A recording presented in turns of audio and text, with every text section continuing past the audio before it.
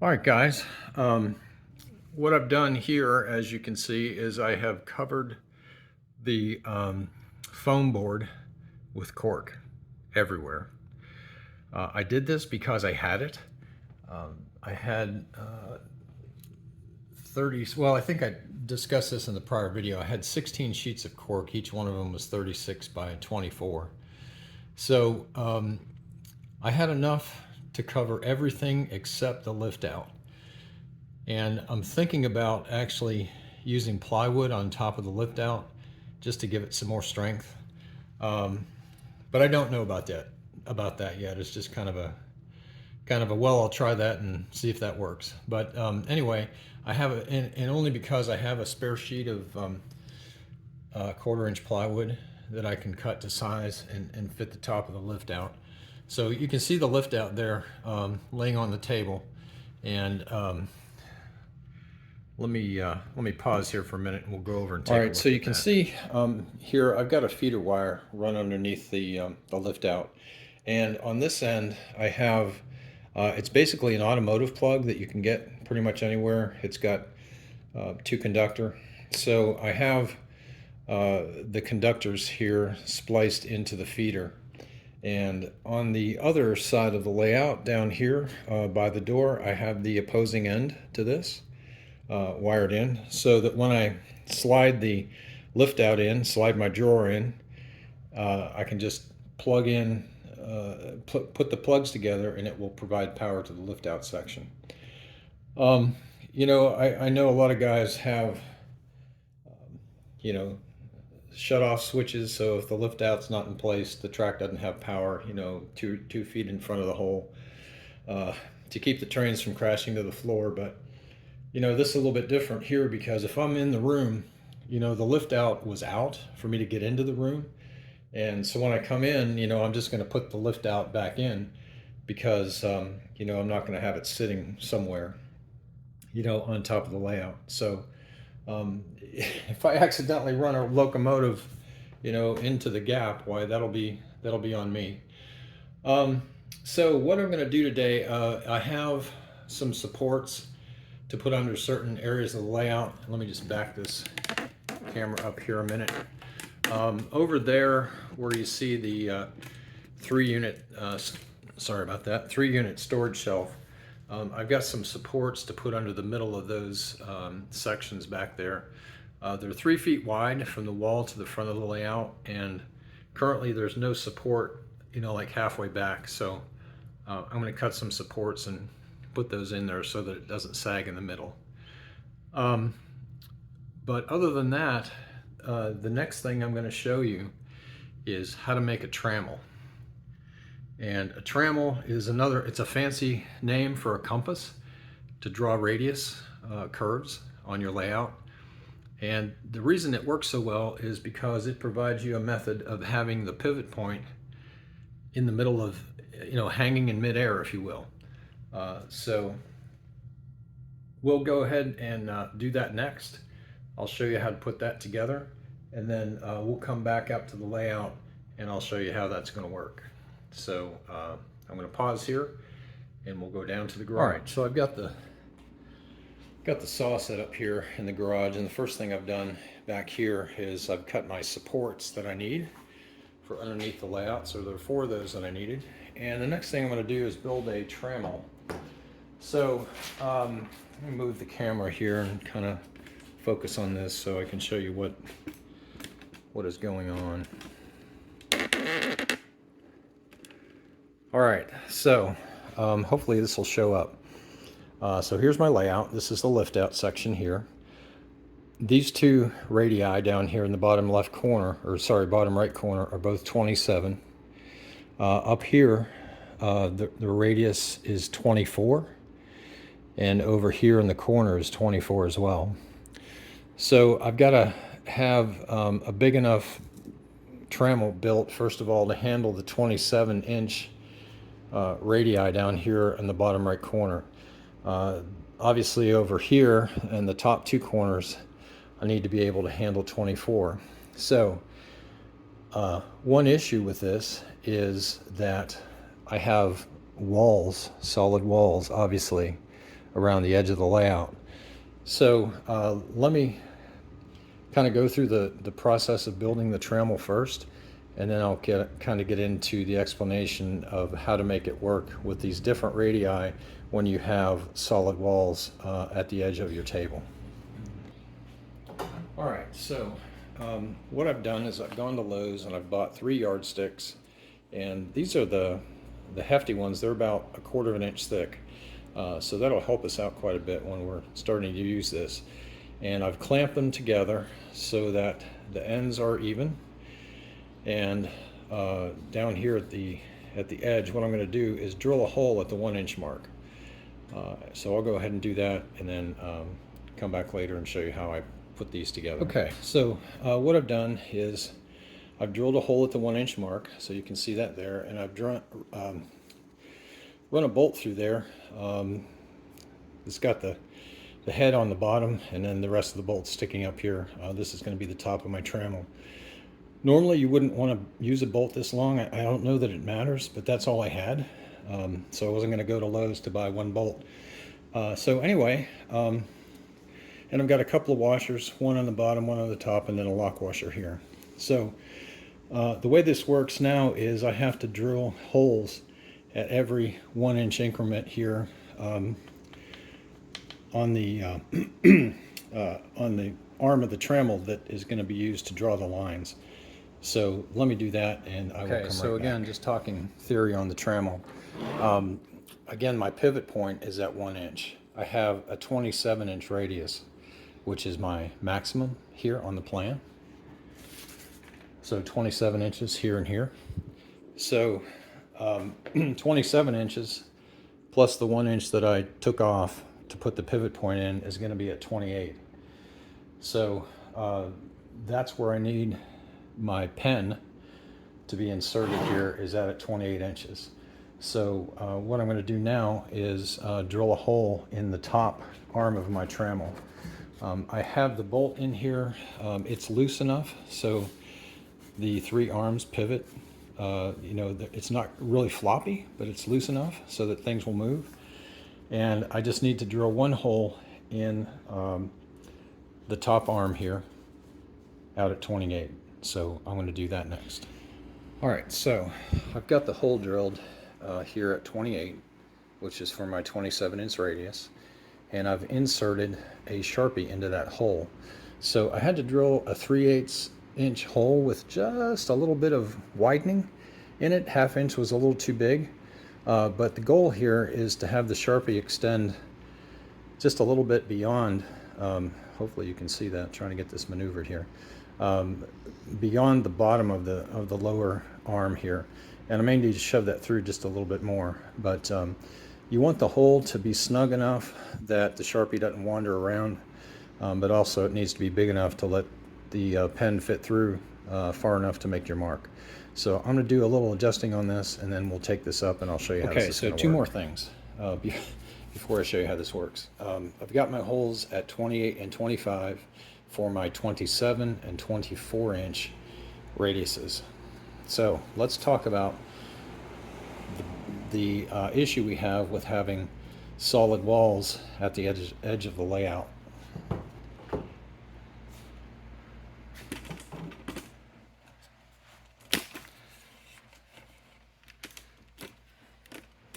All right, so let's move the trammel out of the way. Let's get the plan up here where we can see it. So if you look at the plan, and I'm going to try and adjust the camera so we're right on top of it.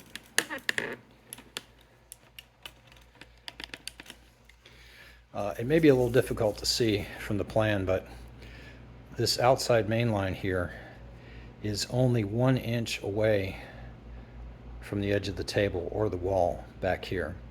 It looks to be maybe 3 to 4 inches away back here.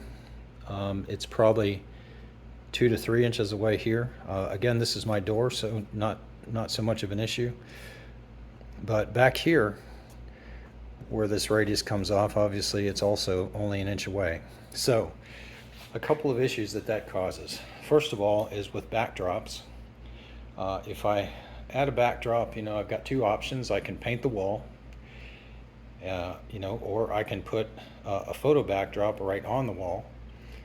The issue with that is that if you have a long car or a long locomotive that may extend past the radius here, you've got the issue of possibly the locomotive or the car nicking the edge of the wall or the backdrop.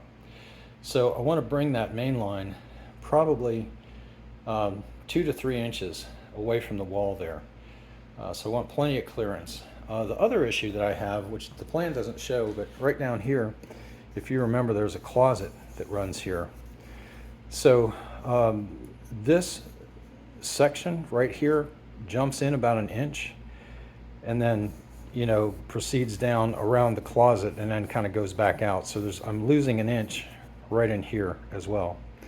So what I think I'm going to do in order to compensate for that loss of width in that one area is I'm going to put this main line, I'm going to set it so it is 3 inches away from the back wall here. So I have to make an adjustment to the trammel so that this radius will come around and hit 3 inches from the wall. The other issue that I have, it's not really an issue, but this section on the plan here is only 20 inches. So I was kind of thinking about this here problem when I built the layout. So I made this 24 here in this area. So I've got an extra 4 inches here. So if I have to move this main line out a little bit, you know, it's not going to impede too much on the scenery that's going to go in this section. So what I have to do is now, to allow for 3 inches, come back to the trammel, and 3 inches past my 27/28 inch hole is 31. So I've got to cut these yardsticks off at 31 so that I can fit them up against the wall to draw this radius. So let me show you. First of all, I'm going to cut these radius, or cut the end off of the yardstick, and then we'll go upstairs and we'll take a look at what that's going to do. Once we get it up there and see where that line is going to be, I may decide to you know, maybe come another ½ inch or another inch closer to the wall, but we'll see. So let me get these cut first. All right, so trammel's cut at 31. That'll fit against the wall, and I'll set my 27-inch radius 3 inches from the wall. So let's go see how that looks. Okay, so hopefully all of this is going to be in the shot. But so to set up the trammel, to draw the 27-inch radius, sorry about this being off camera, but I'm going to set the trammel up here to show you how this is going to work. So let's come this way and this way.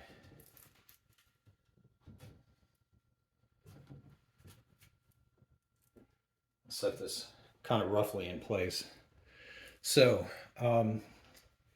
since this is cut here at 3 inches away from the wall, it's going to let my Sharpie main line, middle of my main line, be 28 inches from the, or 27 inches.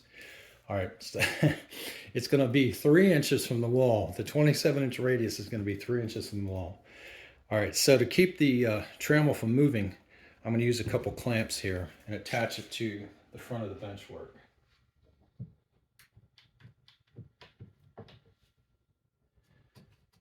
All right, so that's clamped there. Just looking at the plan again here. That radius, that 27-inch radius, actually ends somewhere. I think that's a little bit long. All right, so I'm going to have to move the trammel a bit because I want my radius to end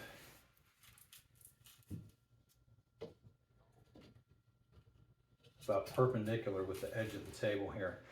Just looking at the plan, sorry that I'm standing right in the middle of the camera, but if we look at the lift out section, you can see that that 27-inch radius is ending right there, which to me, on my plan, this is 4 inches longer. So this line that's coming across here is the end of my radius. It's also the edge of my lift out back here. So I need to adjust the trammel.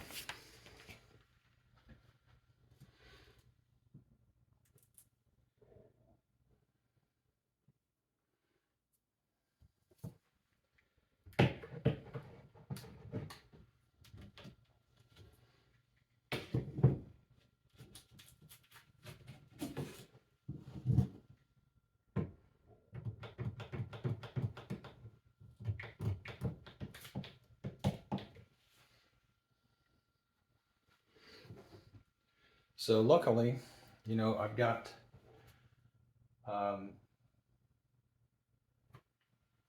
I know exactly where this is going to end up, and I can see right now by looking at this that I need to move the end of the radius this direction a bit, because 25 is sitting here, so that's 24 inches from my pivot point.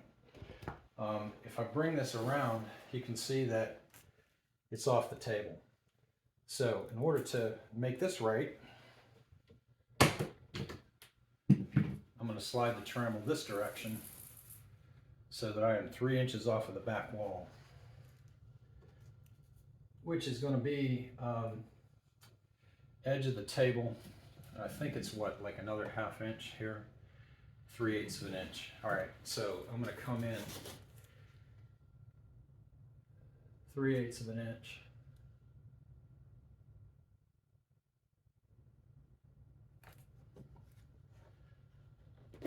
And I'm going to clamp here on the front of my lift out.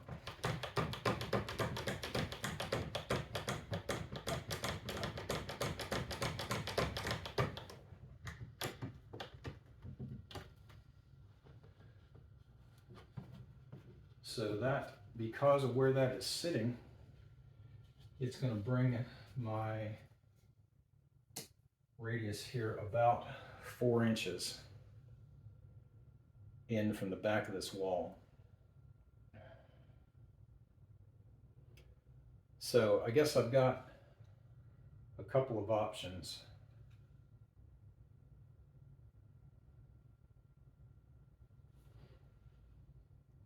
Let me get this set up so that I'm not trying to think and record at the same time. Sorry about that. But I think I've got it adjusted now. So what I did is I went ahead and put this arm of the trammel right up against the wall there. So I have my 3-inch gap at that end over there by the wall.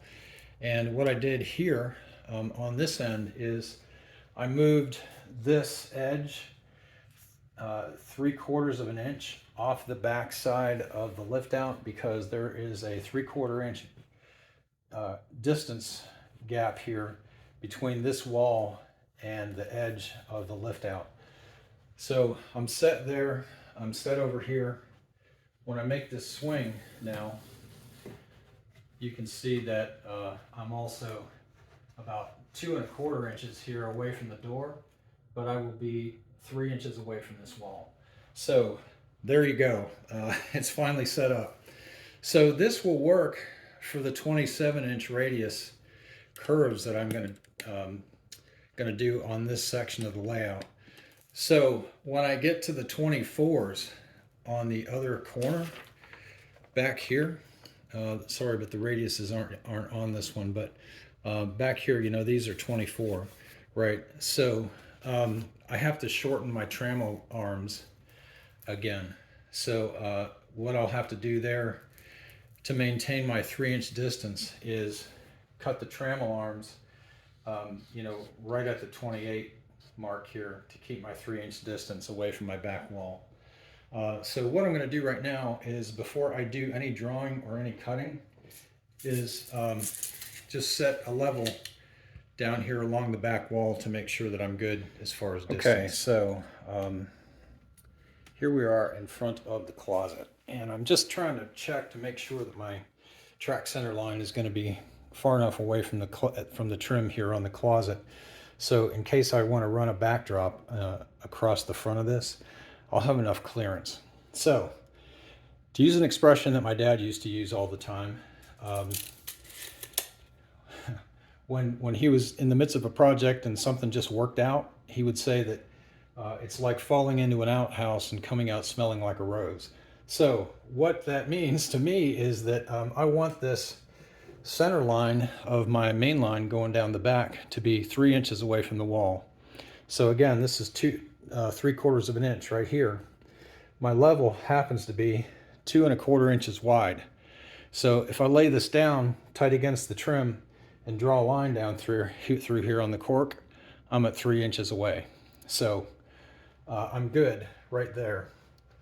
And I think that will allow me to, I'm 2 1/4 inches away from here. I plan, if I use a backdrop, it's going to be 1 inch masonite, 1/8 inch masonite. So that'll bring me 2 1/8 off of here for the center line. So I'm going to get a piece of track and set it in there and just take a look at it. All right, so I have my track center line drawn here, and I'm just going to put a piece of track here. So I think that looks good. I could move it a little bit closer, but again, 1/8 inch backdrop. I want a little bit of distance between the edge of the ties and the backdrop that will hopefully someday go in there to add some scenery. So I don't want to push it too far.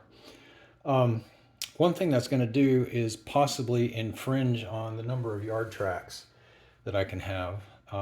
So I'm going to go ahead and put some marks down here where the center lines of the yard tracks need to go, and kind of see how that's going to look. All right, so what I've done here, just for testing purposes, the center lines on these tracks are 1.5 inches apart. I think that's too close for those 2 tracks. So again, we're looking at this section right here. This is the main line coming through, and then this is the yard lead coming in here. What I think I'm going to do is put the yard lead 2 inches away from the center line over there, and then space them 1.5 inches in the yard. So we'll see how that looks. Okay, so if I space the yard tracks 1.5 inches apart, you can see the 2 passenger cars there sitting on what would be, this would be the yard lead, and then these would be the yard tracks. I'm able to get, let's see, 6, I believe, 6 yard tracks in here. So here, this is the lead. I've got one at 9.5, 8, 6.5. So that's 4 right now, counting the lead. 5, 6, 7, which will leave me 2 inches here between the last yard track and the edge of the table. So that, surprisingly, is according to plan. They look like they're going to fit in there, so I'm happy with that. Sorry if you can't see this. Let me get it a little bit more centered. So I've got the lead, and then 1, 2, 3, 4, 5 yard tracks in there. So that's going to do all right, I think. So I'm happy with that measurement.